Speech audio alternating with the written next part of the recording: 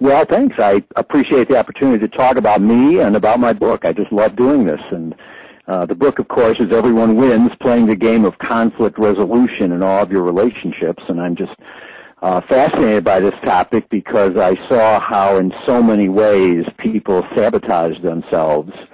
They say they want one thing and they say they want to be out of conflict, and yet what they find so often is they are in conflict. And how does that happen? And the book is really a lot about how is it that we get ourselves into situations that we say, we don't want. And I've seen so often how people do sabotage themselves from getting what they want in so many different areas. I started out, just to tell you a little bit about me, if I may. Sure. I started out of college as a high school teacher, and I had an English degree, and actually thought I was going to be teaching English, but they sent me to a school in Chicago, which is where I was living at the time. And I ended up teaching reading to kids who in high school just didn't know how to read, and it was just so fascinating to me to watch how they sabotage themselves from learning how to read. That if they had spent the amount of time actually applying themselves to learn how to read that they were spending avoiding reading, they actually would have known how to read. And I just found that so fascinating, and I began to notice how people, complain about things often, but then sabotage themselves from getting the very thing that they say that they want. And I went from teaching into the business world, where I became a training manager in a corporation, and then ultimately a consultant within that corporation a few years later. And I saw the same thing among the executives and the managers and the supervisors. And I remember one situation where I was actually called on to help a woman whose team was not responding to her, was not doing what she wanted them to do, and she said to me that the team they didn't listen, and they were argumentative, and they were hard to get along with. So I said, well, it's interesting, let me talk to your team. So I went to the team and I asked them, why don't you listen? Why are you argumentative? Why are you hard to get along with? And they said to me, well, it's the boss. They said to me, our boss, this very woman who had hired me, they said, she's argumentative. She doesn't listen. She's difficult to get along with. I mean, the very same words. So I went back to this woman who had hired me, and I said, well, guess what? Your team is saying the same thing about you that you're saying about them. And she said to me, I'll never forget it then, she said, I don't see it. And I said to her, and this is exactly what I said to her, I said to her, exactly. You don't see it. That's the problem. And that's really what so much of my book is about, how we really, myself included in my own life, how so often when we are in conflict, we just don't see it. We tend to blame the other person. We tend to blame our circumstances.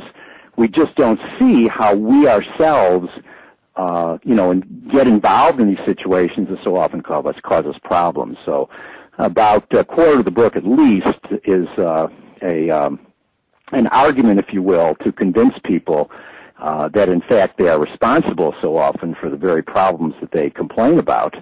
And then if they take on that responsibility, the rest of the book is really a step-by-step approach to how you work through conflict. And there are exercises. I mean, I actually have people pick a conflict at the start of the book, and then, here's a step-by-step approach to working through that conflict. And the guarantee of the book is that by the end of that book, you will know how to resolve really any conflict in your life. So did you have what's called, I guess, cliche, but an aha moment?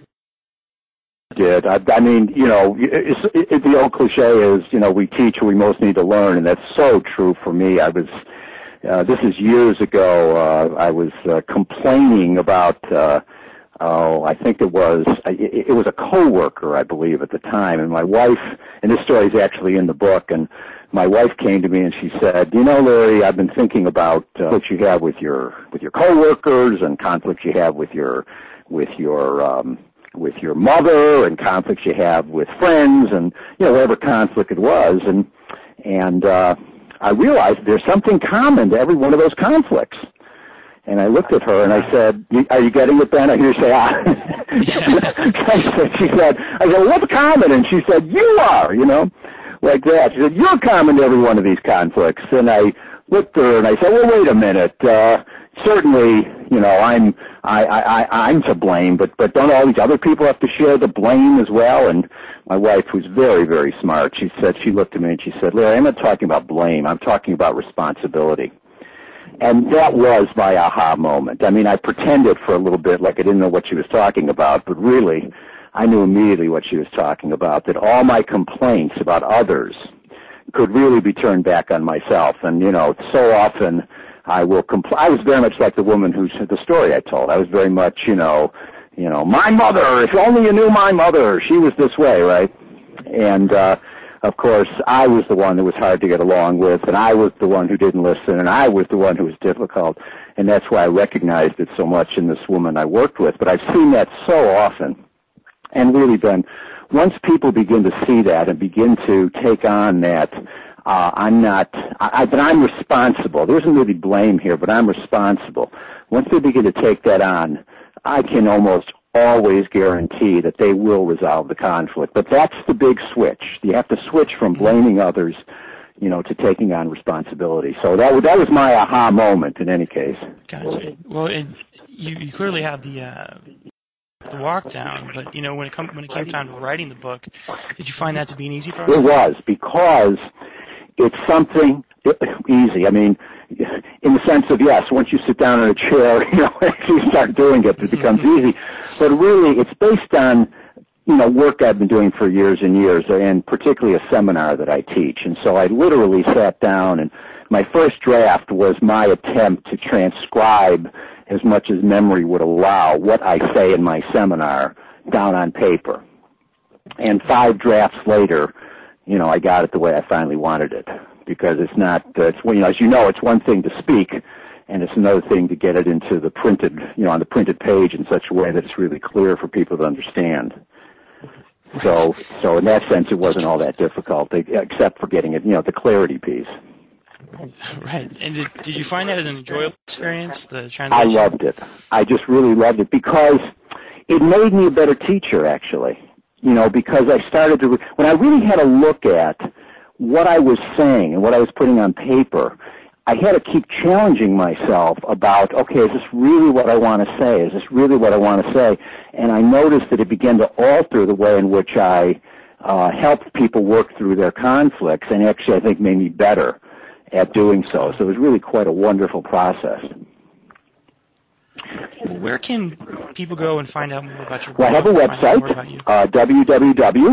www.Larry, L-A-R-R-Y, Barkan, B as in Bob, ARKAN.com.